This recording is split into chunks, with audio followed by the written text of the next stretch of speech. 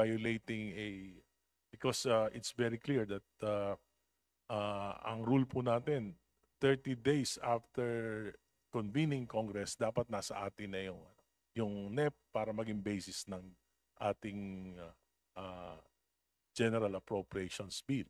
So, yun po ang unang katanungan ko.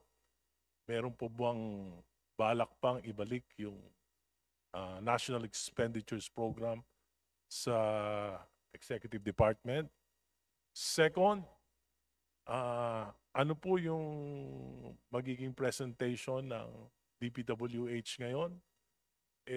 Kung i-overhaul naman yung buong budget, Yan. at kung i-review po yung buong budget, it would require district by district, region by region review. At kaya ba ng isang congressman na talakayin yung kanyang district budget ng isang region, yung regional budget in 5 minutes na ibibigay sa ating lahat? Madam Chair. Thank you very much po, Representative Erice. Ito One thing that I ito. would... Ayan na si Swansing. Yung kawawa naman daw si Swansing. Tawa ako nung sinasabi lang, kawawa naman si Chairperson Swansing. like to clarify with regard to the concern on returning the NEP. Yung inilatag po ng mga party leaders ay rekomendasyon kay Speaker na ibalik po yung NEP. So there was no decision on the part of the leadership as to what to do with it. But now, meron na po tayong malinaw na desisyon. So we can definitively say that the House will not return the NEP to the Di babalik yung NEP. executive. So yun po, malinaw na yun po ngayong araw, hindi po ibabalik ng Kongreso ang NEP sa ehekutibo. Pangalawa po, I understand the concern with regard to the time limit. We will give the members the ability to raise their questions in succeeding rounds. So gawin lang Yan. po natin yon to give as Okay, many ha? members. Malinaw ha, walang balikan ng budget ha. Kung anong nakasalang sa harap nyo, yun na yun ha. As who would like to... Okay na ha. Okay, malinis na tayo. Kahit meron duplication, kahit na meron mga linabi dyan yung mga congressman nung nagdaang budget deliberation, okay na, wala nang balikan. Kailangan matuloy yan. Ituloy natin yan. interpolate time Natawa. to raise their concerns. But we can give the assurance po that we will have succeeding rounds if in Yan. case the initial 5 minutes would not suffice. Thank you very much for Representative Madam Chair, just Representative De Lima. okay. So I'll take it that the procedure now will be following actually the regular procedure. Majority, minority. Ang sa akin po sanang kaisipan ay hindi ho ba Sayang ang saba. Wala, ano yun na lang ho natin. Ngayon ano na natin, nagkaroon tayo ng enlightenment, ika nga. Wala na, ano magagawa natin, ganyan talaga eh. Wala. Hanggang Pilipinas, ngayong mga panahon na to, hanggang dito lang ho tayo. Okay? Huwag na ho kayong umasa, dito sa Asia na to, magkakaroon ng solusyon, magkakaroon ng mananagot na matataas na opisyal. Tignan natin. Pero as of today, base sa aking nakikita, wala naman tayong nakakausap, wala naman tayong nalalaman. Base lang ito sa ating pag-weigh ng mga nangyari sa mga nakalipas na panahon, huwag na ho tayong umasa. mas magiging orderly at magiging logical na hayaan muna natin po kung sino man po sa mga members of the House present today ang merong sasabihin o ipo-point out na mga mali doon sa NEP, especially Yan. pertaining to their district. So if any, instead of going through the usual procedure na we can touch any matter and then kanya-kanya na ring pag-point out ng mga mali sa budget entries. Yung meron lang pong mga may alam. Why don't we first ask those who would be pointing out specific entries in the DPWH budget? Sabihin muna po natin, Point of sasabihin muna po sa clarification, atin Madam Chair. before we, yes. That's my point. Yeah. That's just a suggestion. Madam Chair. Point of clarification, Madam Chair. yeah, Before that, I would Before like Before Oh, that, yeah, I would no. like to respond to the query of Representative De Lima.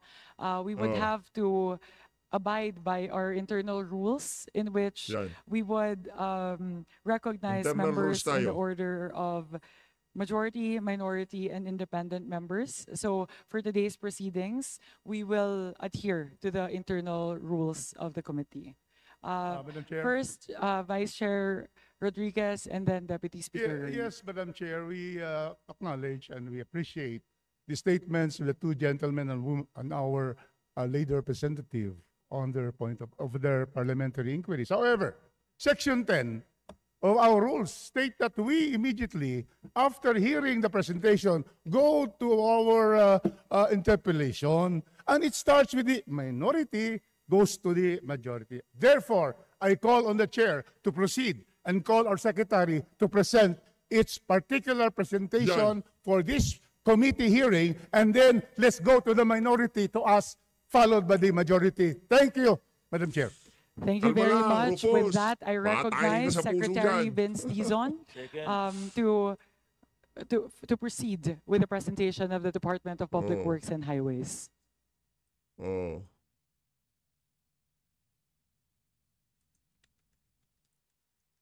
Yan. Sige, Rupos, banat. Banat lang ng banat.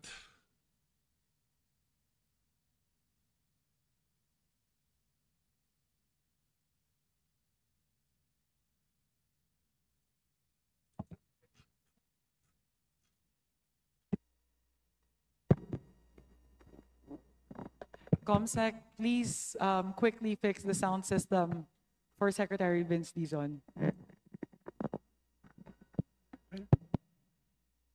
My apologies, Secretary Dizon. Ayaw atang pagsalitain itong si Vince eh. Ayaw kang pagsalitain, Brad. Ah?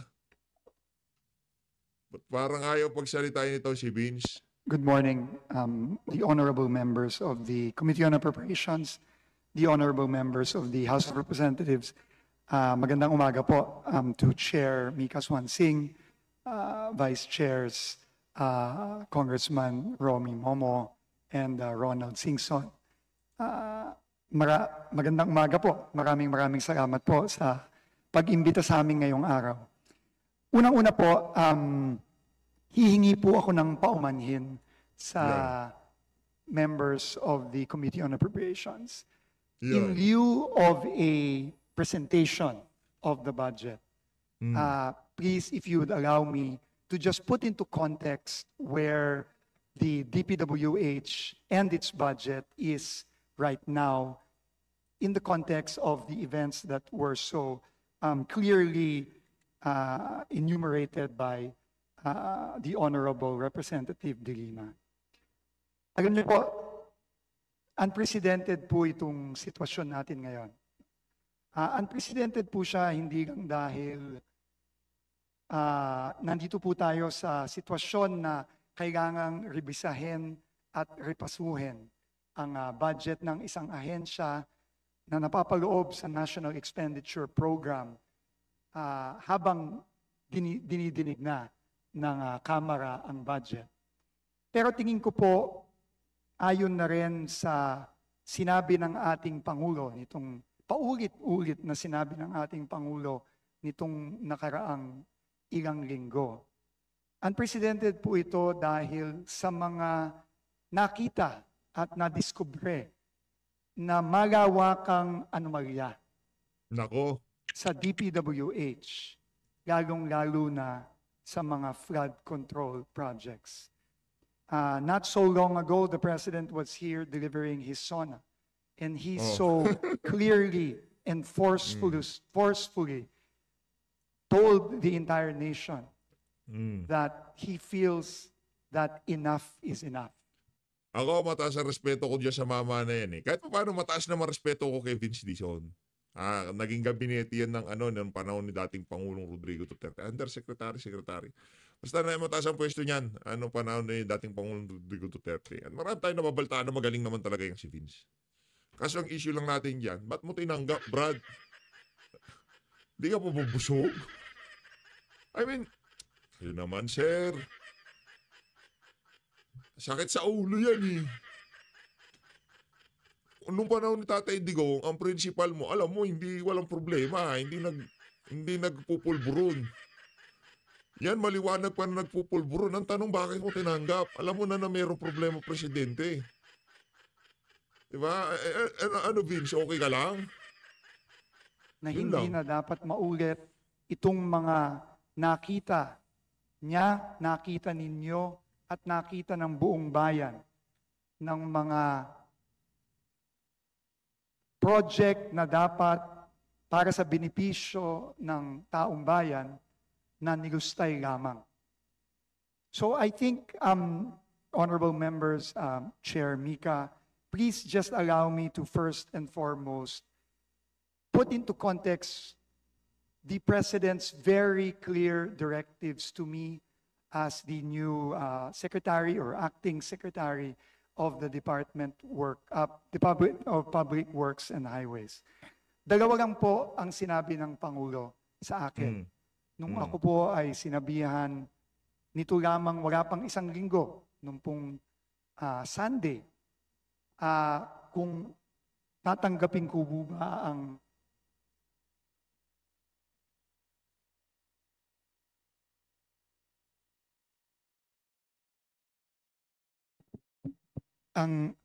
hamon ng Yun. pagiging secretary ng Department of Public Works and Highways. Lalong-lalo na 6 na buwan pa lang po ako sa aking dating trabaho bilang secretary ng Department of Transportation. Sa aming pag-uusap po, 2 bagay lang po ang sinabi ng ating Pangulo.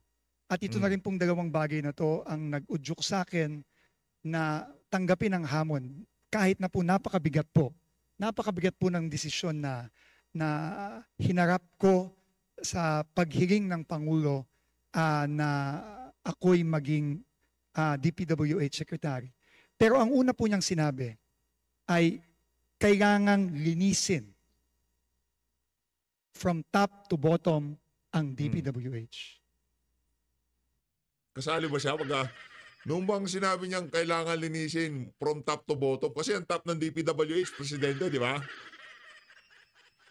Hindi, tatanong lang naman, baka masagot naman ako nitong si Sec Vince, di ba? Kailangan pong linisin dahil naniniwala po siya na hindi po mangyayari yung kanyang mga nakitang iba't ibang anomalya, lalong-lalo na sa flood control, kung wala pong kuntsabahan,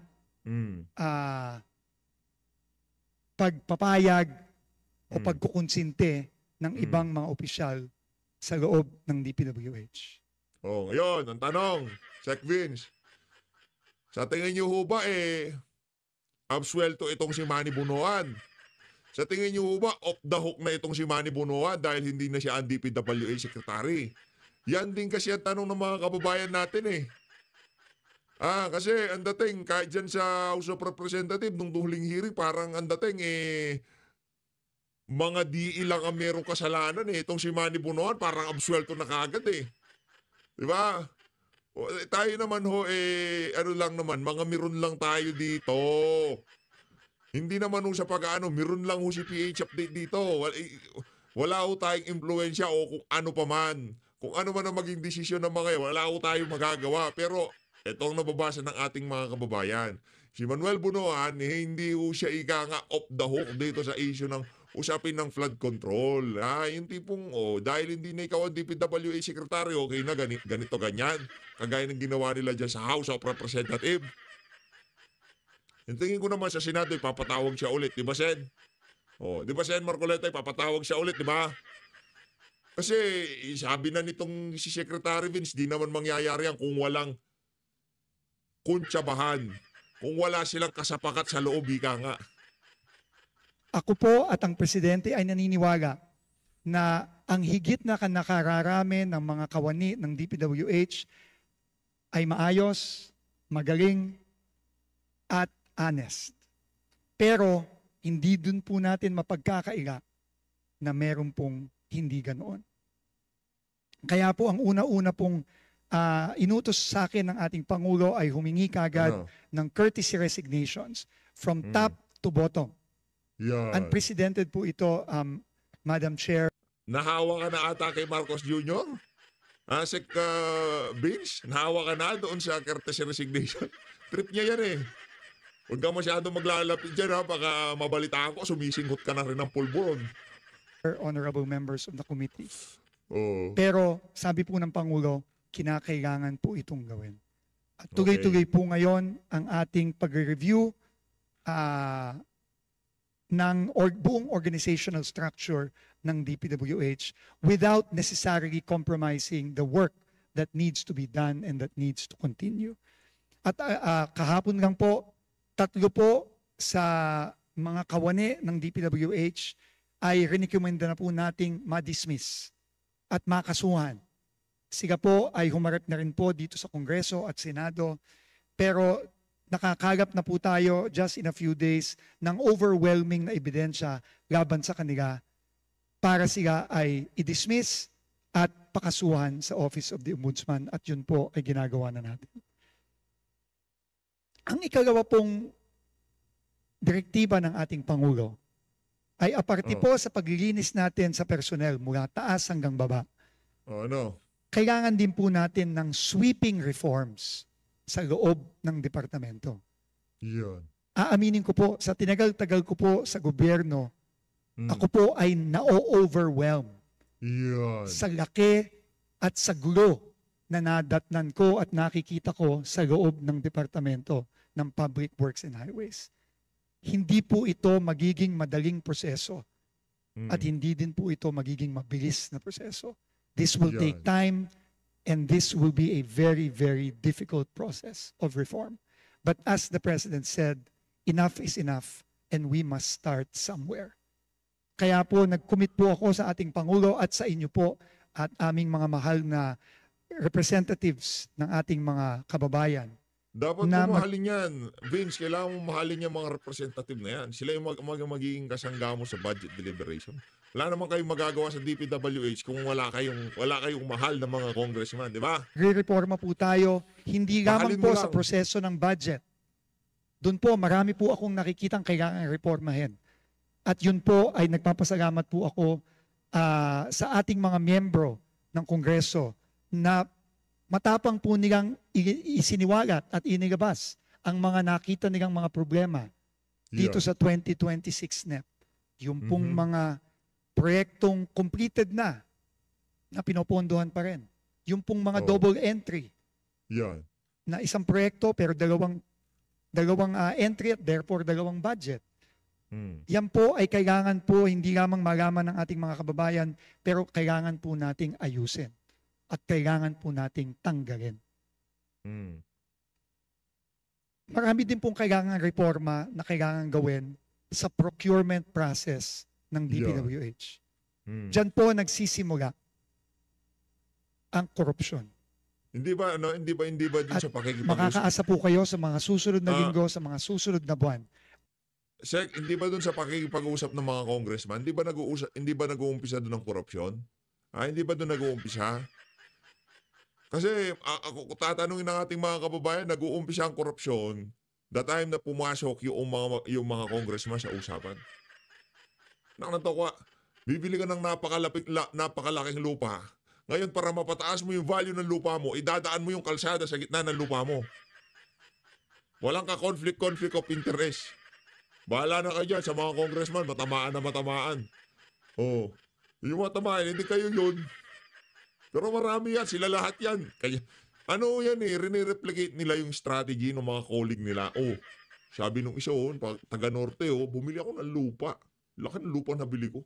Siguro mga 10,000 hectares, hindi joke lang. Let's say mga 10 hectares. Kaso bukid. Kaso katabi ng National Road. Alam ko na, gawa tayo ng farm to market road na 4 lane.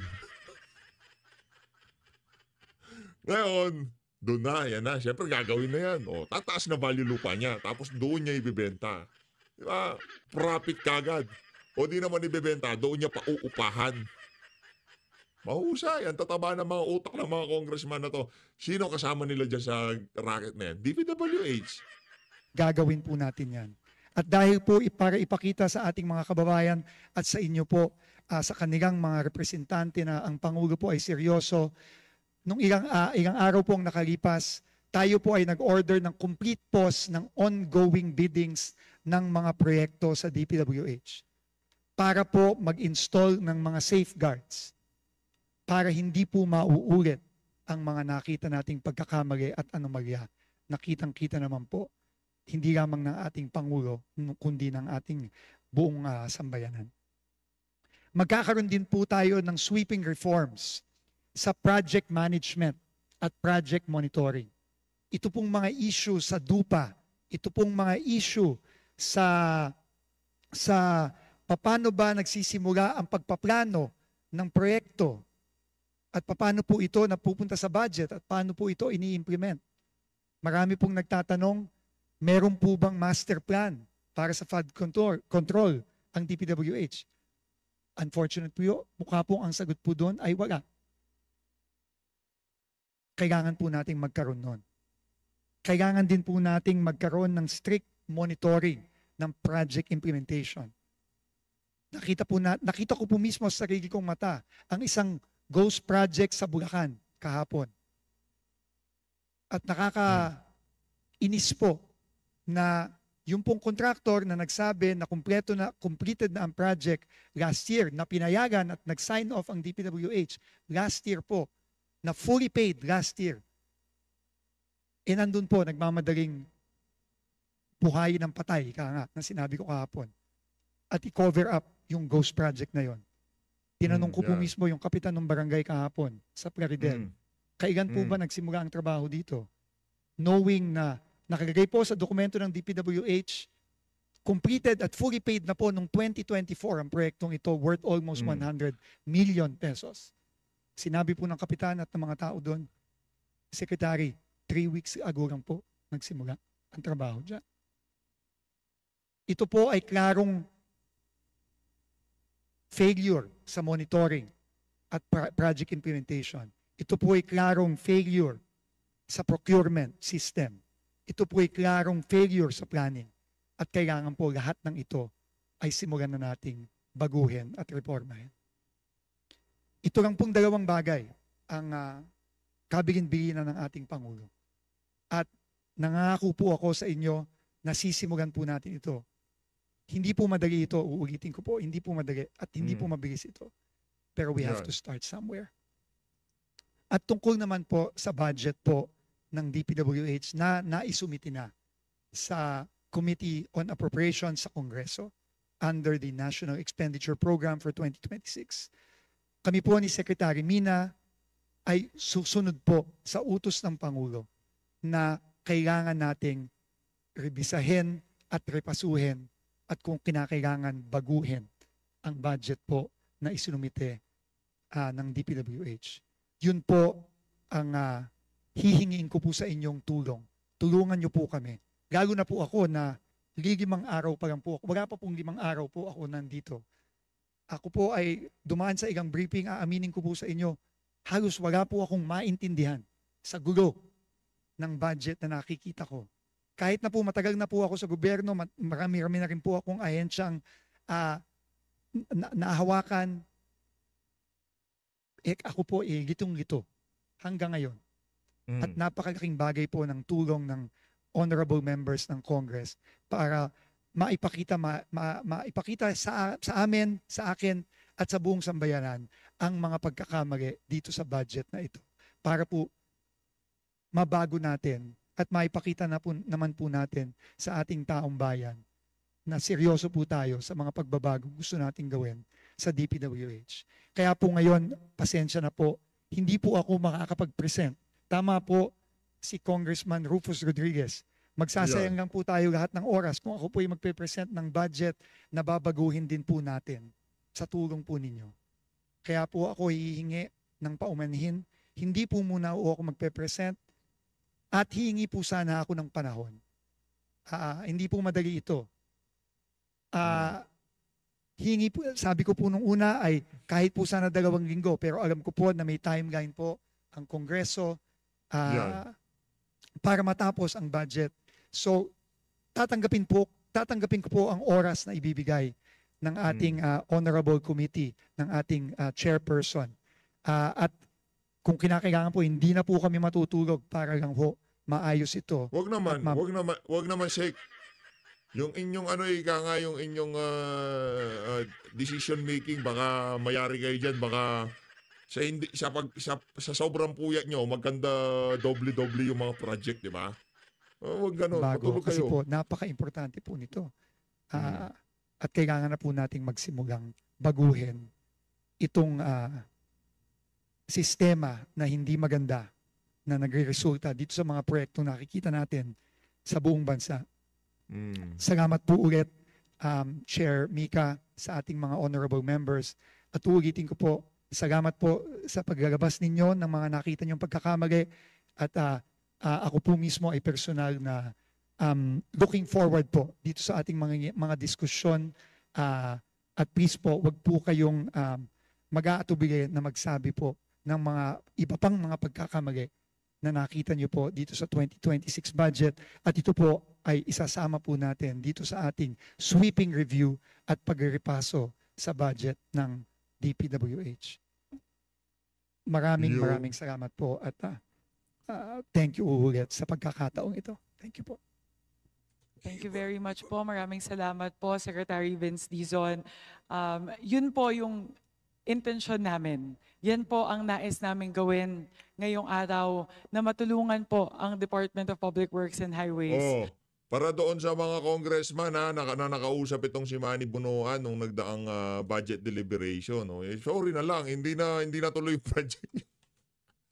Hindi na tuloy yung project nyo, mga dre. Na matepaso yung budget ng ahensya para po sa taong 2026. At maraming salamat po, Secretary Vince, na kayo po ay bukas doon po sa mga ilalahad na mga ng mga miyembro ng komite na ito na posibleng baguhin sa budget ng ahensya. So thank you very much po. This is going to be a collaboration between the House and the Senate and the DPWH in terms of ensuring that the budget for the DPWH for year 2026 will be fiscally sound and will be very responsive to the needs of the Filipino people. With that, the committee invites questions from the members, particularly on the utilization of the previous budgets and the proposed allocation for fiscal year 2026. As part of the House's commitment to greater transparency in the budget process and in line with the current leadership's initiatives in the Committee on Appropriations to foster a more participatory budget process, we shall read the questions submitted by the civil society organizations after all members have propounded their questions to the agency.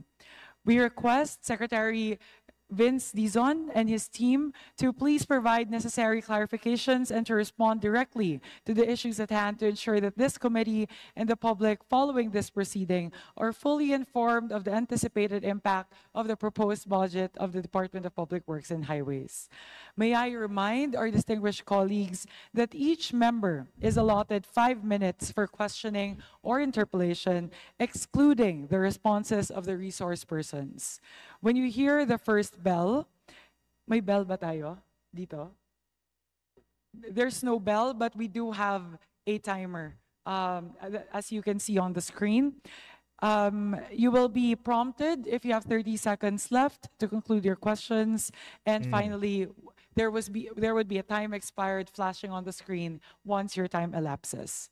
In accordance with the long-standing and respected tradition of the House of Representatives, and in accordance with our internal rules in the Committee on Appropriations, to accord preferential treatment to the minority members, followed by the independent and majority members,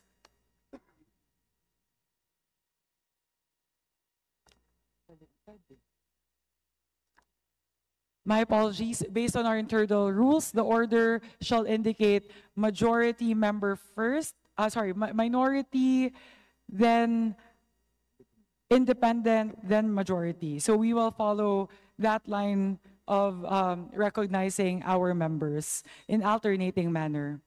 And with that, Madam Chair, I have a... Vice Chair Rufus, if this is, may we proceed to recognize the first interpolator? This is regarding a point of order and a parliamentary inquiry at the same time. Madam Chair, we could not, we could not proceed, Madam Chair, with question and answers when there is no presentation of the budget. Correct.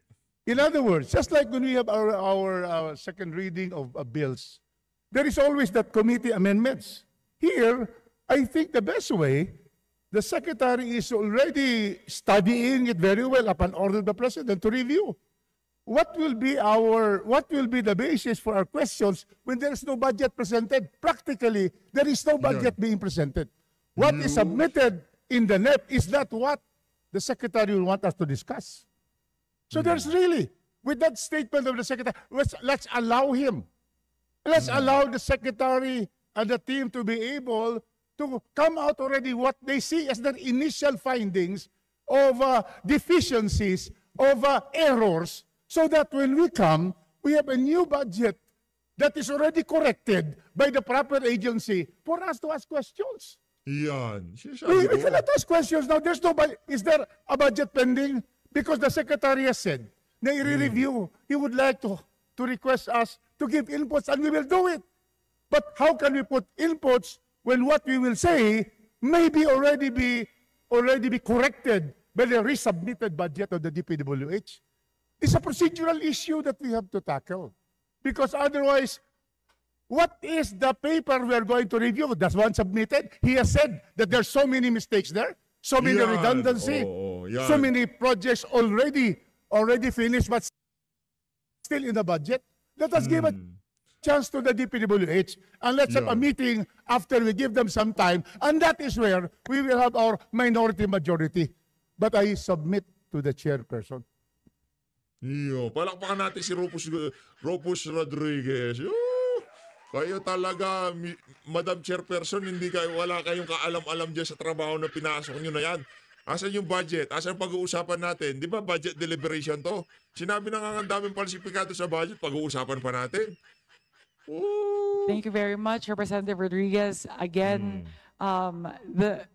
the position of the committee is that members have all been provided with a copy of the 2026 National Expenditure Program and subsequently the General Appropriations Bill of the Committee on Appropriations, and that those two documents as well as the BESF would be enough as a basis that the members can leverage to field their questions to the DPWH. I am also in agreement with Secretary Vince Dizon that it may be a little bit academically moot to look at to present a budget that would anyways be totally overhauled. Not revised, maybe an understatement, that would be totally overhauled. So with that, I move to recognize the first interpolator from the part of the... ano na pala wala na palang kwenta na pag-usapan ng budget. Ba't pa natin pag-uusapan? Ang tanong. Para makapag-grandstanding yung mga kasama nyo dyan. Okay, the minority, Senior Deputy Minority Leader, Edgar Erice. You have the floor, sir. Thank you, Madam Chair. My apologies po, with the leave of SDML Erice. Umalis na si Erice. Umalis kasi alam niya walang kwenta pag-uusapan. Paano nga naman natin tatalakayin yung budget na alam niyo naman na overall, di ba? Talaga si Sonsing, mali-mali din. With the permission of SDML Erice, we would like to first recognize the Minority Leader, Marcelino Libanan. You have the floor, sir. Libanan. Maraming salamat po, Madam Chair. Ang ating pong mahal na sekretary hindi nag-present ng budget dito at parang apologetic na siya sa ginawang budget ng DPWH. Pero kami po ay natasan magtanong, kaya ito pa rin ang itatanong namin. Yan yung lead prosecutor. po. Sinong nag-utos sa inyo magtanong? So, sa akin tingin po, ang buong budget natin ay 6.793 trillion na ipinasa sa atin ng DBCC, ng ating Executive Department. At sa 6.7 trillion na ito, 880.01 billion ang pondo ng DPWH. Tama po ba? Tama po, Minority Leader. Tama po. At sa 880.01 billion, ang nababasa po namin na flood control projects ay umaabot ng 250.8 billion. Tama po ba? Tama po. Representing 32.3% of your budget. Ito po yun. 32.3% of your budget nasa flood control. Alam niyo, masaya po kami na inilabas ito ng ating Pangulo kasi kahit kami, hindi namin ito alam na ganito. Alam natin yan. Masyado mong pinapahina. Alam natin yan. Alam na sambayan ng Pilipino yan. 2024 pa lang alam na namin na ninanakaw ang pondo ng flood control. Ayaw nyo lang kami pakinggan. Di ba? O pagkasabi niya na 5,500 flood control. O ano sabi namin? O nasaan yung flood control? Ibig sabihin, hindi gumana. May nagnakaw. Ano sabi nyo? Inaano nyo pa yung mga DDS? Yun inaaway-away nyo pa eh. O ngayon, nagsalita ang Pangulo, mahiya naman kayo. Siya na kagad nagbulgar? Ito kalaki ang ating flood control projects, 32.3%. At unfortunately, ito yung pinaglalaanan ng malaking pondo ng ating bansa pero hindi natatapos ang ating baha. Nandyan pa rin ang ating baha. Aware po ba kayo sa top 20 flood-prone provinces sa ating bansa? Based sa ating geohazard mapping and assessment? Tama po ba? Alam nyo, may kasabihan ni Edward A. Murphy Jr., American Aerospace Space Engineer sa California, ang sinabi, anything that can go wrong will go wrong. Dito na po tayo nagsisimula magkamali. Dahil yung mga binabahang probinsya ay hindi natin tinatamaan. Anong binabahang probinsya natin? Number 1, Maguindanao, 158 hectares. Number 2, Cagayan, 135.6 hectares. Number 3, Pangasinan. Number 4, Isabela. Number 5, Nueva Ecija. Number 6, Palawan. Number 7, Pampanga. Number 8, Agusan del Sur. Number 9, Zamboanga del Sur. Number 10, Iloilo. Number 11, North Cotabato. Number 12, Leyte. Number 13, Bulacan. Number 14, Northern Samar. Number 15, Tarlac. Number 16, Capiz. Zambales, Davao del Norte, Camarines Sur, and Western Samar. Ito po yung ating top 20 flood control provinces na talagang binabaha. Pero sa pinaglalaanan po natin ng pondo ng DPWH, kayo po ang nag-identify dito. Nasa NEP po natin at nasa isumbong sa Pangulo po ito. 12 sa mga probinsya, wala po dito sa top 20 provinces. Ano bang basis ninyo sa identification? Kaya, mahal na Sekretary, kailangan itong pag-aralan dahil mananalo lang po tayo dito pang maganda ang ating planning.